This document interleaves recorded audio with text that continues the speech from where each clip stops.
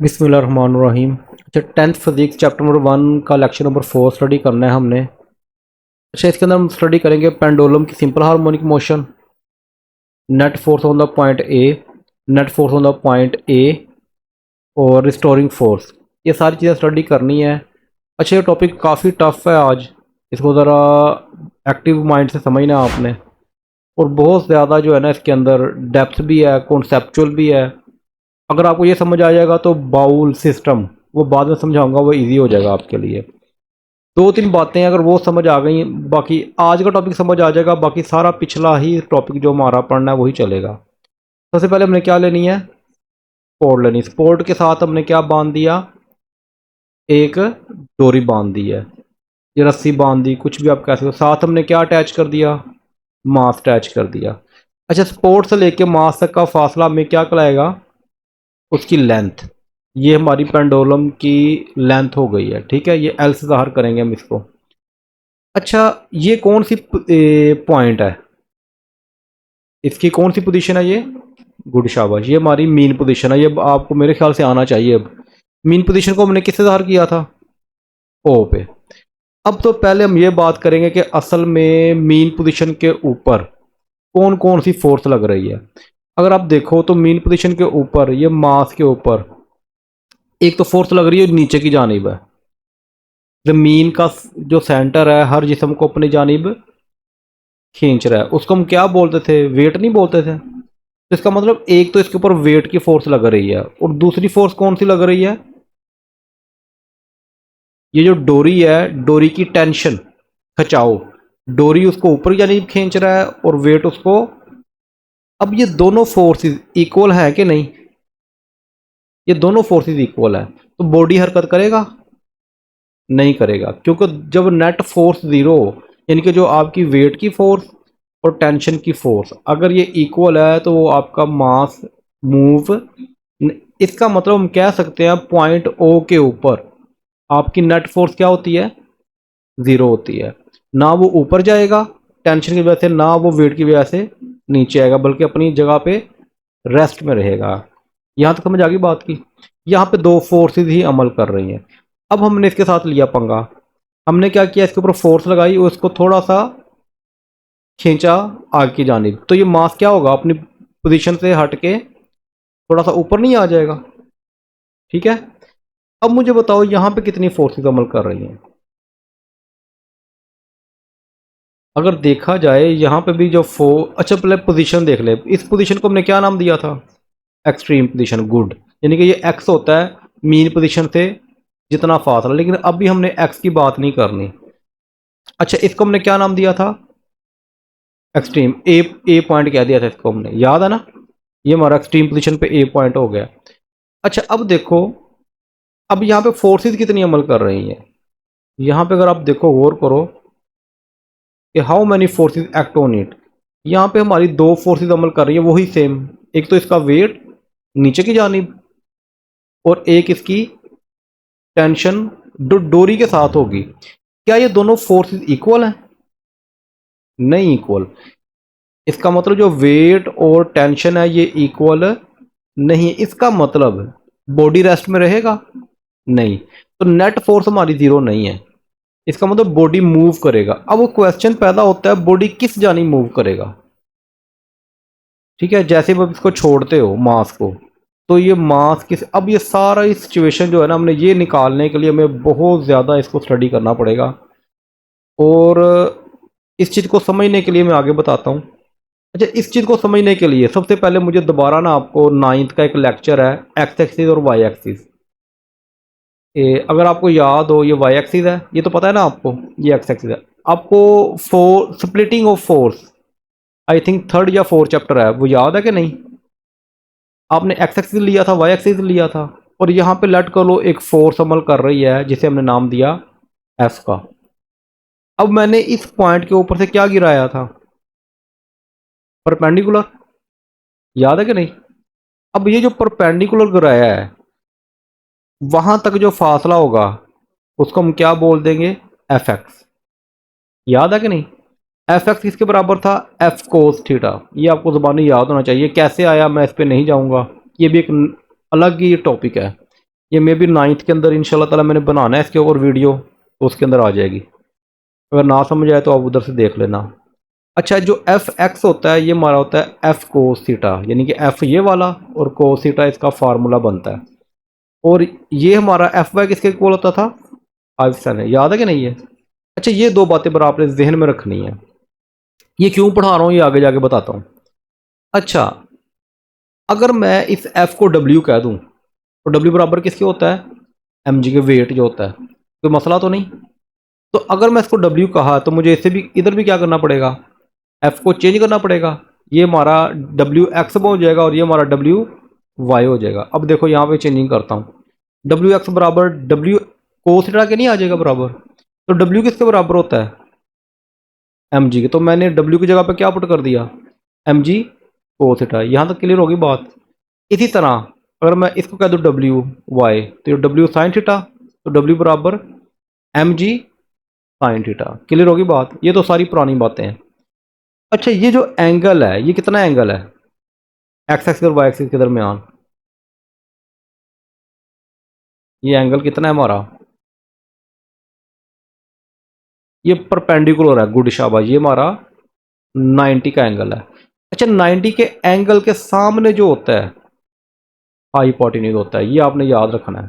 ये थीटा बता दिया उसने, चलो इसको छोड़ो भी। ये जो थीटा है, जो एंगल बन रहा है थीटा, थीटा के सामने क्या होता है? अच्छा लेट कर लो, अच्छा ये 90 हो गया। अच्छा ये लेट कर लो, यहाँ पे हमारा बन रहा है एंगल, क्या बन रहा है? थीटा। थीटा के सामने वाला क्या होता है? थीटे के सामने जो भी होता है उसको हम बोलते हैं परपेंडिकुलर। यानी कि ये जो एम जी साइन थीटा असल में ये क्या है? और जो 90 के सामने होता है वो क्या होता है? हाइपोटेन्यूज। अब बात समझ में आ रही कि नहीं? अब ये जो बच गया, यानी जिसके साथ थीटा और 90 अटैच है, इसको हम क्या बोलेंगे? बेस। जब भी आपने हाइपोटेन्यूज परपेंडिकुलर और बेस निकालना, हमेशा ऐसे निकालना है। थीटा के सामने हमेशा क्या होगा? परपेंडिकुलर, यानी कि एम जी साइन थीटा लगेगा। 90 के सामने हमेशा हाइपोटेन्यूज होगा। और थीटा और 90 जहाँ पे अटैच हो रहे हैं वो हमारा बेस होगा, एम जी कोस थीटा होगा। अब इस कहानी को थोड़ा सा माइंड में रखना है, फिर ये आगे समझ आएगी। अच्छा, यहाँ पे आ जाओ, ये डब्ल्यू ये नज़र आ रहा है? लेट कर लो ये डब्ल्यू ये वाली फोर्स है, ये वाली। तो इसके भी दो कंपोनेंट होंगे, एक होगा एफ एक्स कंपोनेंट और एक होगा एफ वाई कंपोनेंट। अगर मैं इसके कंपोनेंट में तोड़ दूं, इसको इसके दो कंपोनेंट बनाऊं, तो ये हमारा हो गया, ये कौन सा कंपोनेंट है? एफ एक्स होगा कि एफ वाई होगा? ये एफ वाई होगा, जिसको हम बोलते हैं एम जी साइन थीटा। और ये कौन सा कंपोनेंट है? एफ। मैंने कलर सेम बनाए हुए हैं। ये एफ क्या कहते हैं वाई वाला, ये पिंक कलर का बनाया हुआ है, जो डार्क ब्लू है ये मैंने एफ एक्स, ताकि ना आपको समझने में आसानी हो। लेकिन ये क्यों आया ये बाद में बात करते हैं। अच्छा, ये जो है हमारे पास, ये हमारा है ये वाला X M G cos theta, और ये हमारा जो है ये है, अच्छा ये चलो इसको बाद में देखते हैं। डब्ल्यू एक्स और टी ये दोनों एक ही लाइन में है। अब ये एक दूसरे को क्या कर रहे हैं? इक्वल है। टेंशन और ये जो कंपोनेंट है डब्ल्यू एक्स वाला कंपोनेंट है, ये इक्वल है, तो इसका मतलब भी एक दूसरे को कैंसिल कर देंगे। जब ये कैंसिल करेंगे तो इस वजह से मास ना तो नीचे आएगा ना ही, क्योंकि दोनों एक दूसरे के इक्वल हैं और एक दूसरे को कैंसिल कर रहे हैं, इस वजह से ये किसी साइड पे मूव। लेकिन ये जो कंपोनेंट है एम जी साइन थीटा, क्या ये कंपोनेंट किसी की वजह से कैंसिल हो रहा है? अगर मैं इस मास को छोड़ूंगा तो जिस्म किधर जाएगा? नीचे की जानिब जाएगा, इस साइड पे मीन पोजीशन की जानिब। ऐसे ही होगा कि नहीं? अब ये तो समझ आ गई, ये बुक वाला जो उन्होंने फिगर बनाई हुई है ये वो चीज़ है। असल में आज मैंने, ये मुझे समझ नहीं आ रहा था, एक क्वेश्चन अगर मैं आपसे पूछूं, मैंने इसको डब्ल्यू एक्स बोला है, एम जी को थीटा बोला है, इसको मैंने बोला है एम जी साइन थीटा। अगर मैं आपसे पूछूं मैं इसको एम जी साइन थीटा कह सकता हूं?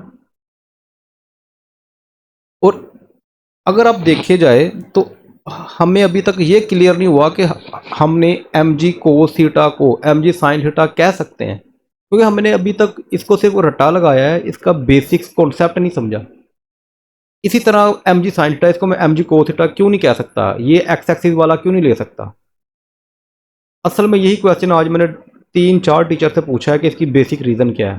तो बड़ा अल्लाह का शुक्र है हमें वो जवाब मिल गया, वो काफ़ी हद तक हमारा क्लियर हो गया कॉन्सेप्ट, और 100% ठीक है।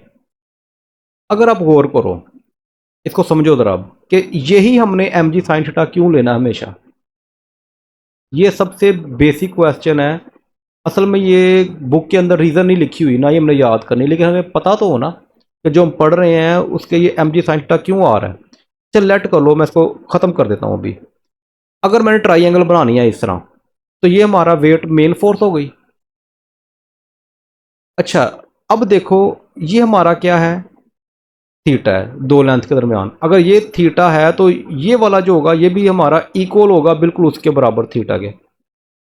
और थीटे के सामने हमेशा क्या होता है, गुड शाबाश, थीटे के सामने हमेशा क्या होता है, ये देखो ना याद आ गया। इसका मतलब ये कंफर्म हो गया कि ये वाला कंपोनेंट क्या है, और परपेंडिकुलर क्या होता है, एम जी साइन थीटा। इधर से हमें कंफर्म हुआ कि ये एम जी साइन थीटा ही है। और इसका मतलब ये जो थीटा और यहाँ पे जो एंगल 90 बनेगा, थीटा और जिस साथ एंगल 90 बनता है वो क्या होता है, हमेशा बेस होती है। अब दो दो कंपोनेंट है, दो कंपोनेंट के दरमियान जो आपस में परपेंडिकुलर कंपोनेंट होते हैं वो 90 होता है, और उसके सामने फोर्स होती है, ये मेन फोर्स है। ये हमारा हाइपोटेन्यूज हो गया, थीटे के सामने क्या हो गया, परपेंडिकुलर। जो बच गया वो क्या है, बेस है। तो इसका मतलब ये कन्फर्म है कि ये एम जी कोस थीटा ही है। कॉन्सेप्ट समझ में आ रही है। हमने किया क्या, हमने सिर्फ ये वाला कंपोनेंट इधर से उठा के इधर ले आए, ये देखना ज़रा। अब बात समझ में आई है कि एम जी साइन थीटा क्यों लगाया हमने इसको। असल में आपने यहाँ से परेशान नहीं होना, असल में वो बिल्कुल राइट बात वही है जो यहाँ पे कर रहा है। बस वो ना ये जो एंगल है ना उसमें कुंडी रखी हुई है इसके अंदर। ये जो एंगल है इसने बताया है कि जो आपके एंगल के सामने होगा वो हमेशा परपेंडिकुलर होगा, और वो क्या होता है, एम जी साइन थीटा। अब ये मैं, और मैंने यहाँ से ये उठा के कहाँ पे ले गया हूँ, इधर ले गया हूँ, जिससे कन्फर्म हो गया कि ये हमारा एम जी साइन थीटा ही है। ये बात समझ आ गई, एम जी साइन, हमने इसको एम जी साइन थीटा ही क्यों लेना है। अगर आपसे कोई पूछ ले, वैसे कोई पूछेगा तो नहीं, टीचर खुद नहीं बताते, वो रट्टा लगवा देते हैं, लेकिन आपको ये कन्फर्म होना चाहिए कि एम जी साइन थीटा क्यों है। इसकी वजह से बॉडी को जैसे हम छोड़ेंगे बॉडी मीन पोजीशन की तरफ मूव करेगा। अच्छा, अगर आपको स्प्रिंग को याद हो, स्प्रिंग को जब आप खींचते थे एक्सटर्नल फोर्स लगाते थे, मैंने इसके ऊपर एक्सटर्नल फोर्स लगाई और बॉडी इधर आ गया, तो लाजमी पता बॉडी भी तो हमारे हाथ को अंदर की जानिब खींच रहा है। उस फोर्स को क्या नाम दिया था हमने, गुड शाबाश, बिल्कुल एग्जैक्टली। अब देखा ना सारी बात वही नहीं स्प्रिंग वाली। तो ये असल में डब्ल्यू वाई या एम जी साइन थीटा को हम क्या कह सकते हैं, तो ये एमसीक्यू के लिए भी अहम है। जो एम जी, आपकी जो मूवमेंट है मीन पोजीशन की तरफ वो किस वजह से हो रही है, आपकी एम जी साइन थीटा की वजह से। और एम जी साइन थीटा को हम क्या नाम देंगे, रिस्टोरिंग फोर्स का नाम देंगे। यहाँ तो कोई बात समझ आई हो। आज इतना ही मैंने बताना था, क्योंकि ये काफ़ी लेंथी है ना। नेक्स्ट के अंदर ये फिर हम देखेंगे कि किस तरह मीन पोजीशन की तरफ जाता है, और फिर आगे क्या वाइब्रेशन होती है वो हम आगे देखेंगे। यहाँ तो क्वेश्चन